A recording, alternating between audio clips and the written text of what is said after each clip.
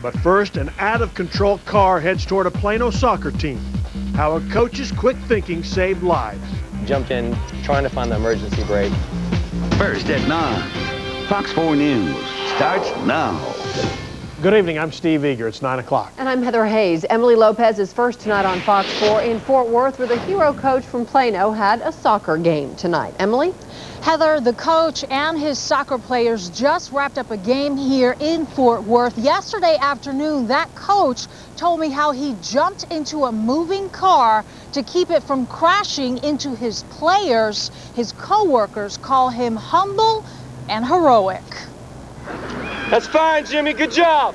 On this day, Stephen Harvey is busy coaching his soccer players in a game at Fort Worth Country Day School. Get goals out of it first, Jimmy. Late Wednesday afternoon, he was also busy putting his own life in danger, all to keep his soccer players at John Paul II High School from getting hurt. I just noticed a car was coming at us.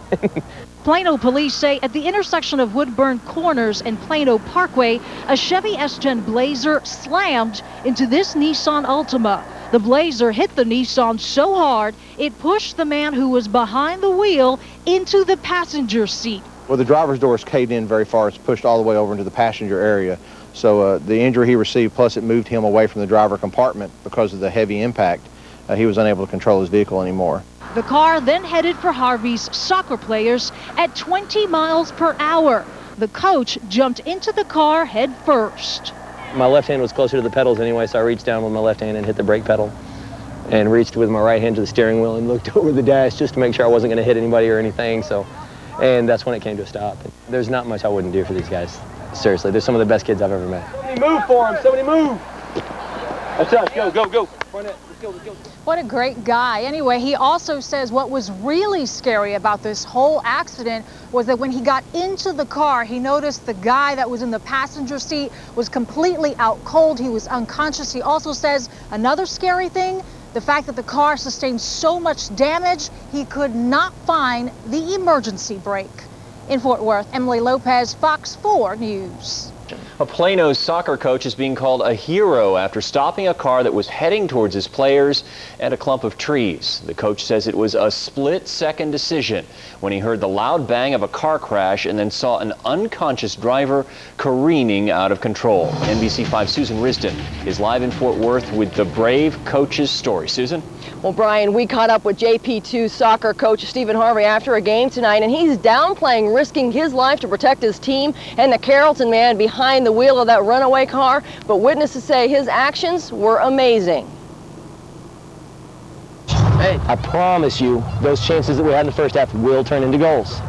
John Paul II high school soccer coach Stephen Harvey showed his players true dedication when a car involved in a serious accident was heading towards the practice field in Plano. She hit the direct middle of his car to where he was a horseshoe on wheels, but the wheel stayed straight. His engine stayed on. Then the car jumped the curb at West Plano Parkway and Woodburn Corners and kept on moving. He wasn't stopping, mainly because he wasn't awake. Coach Harvey ran up to the driver's window and jumped inside the wrecked car. Plan B or C was to throw it into park, and that didn't work. And so I was getting kind of desperate, and so I reached down with my left hand and found the brake pedal, and I just hit that as for all I was worth as I was saying, please, Lord, let this stop. You know, for him to run up to the car and get in there, even moving at a slow speed, is something that's very miraculous for him to do. Yeah, that's one of those things where time slows down, and they don't happen often, and I'm glad. The modest coach says his players would have been able to escape the path of the car. He was mainly worried about the injured driver in the runaway vehicle.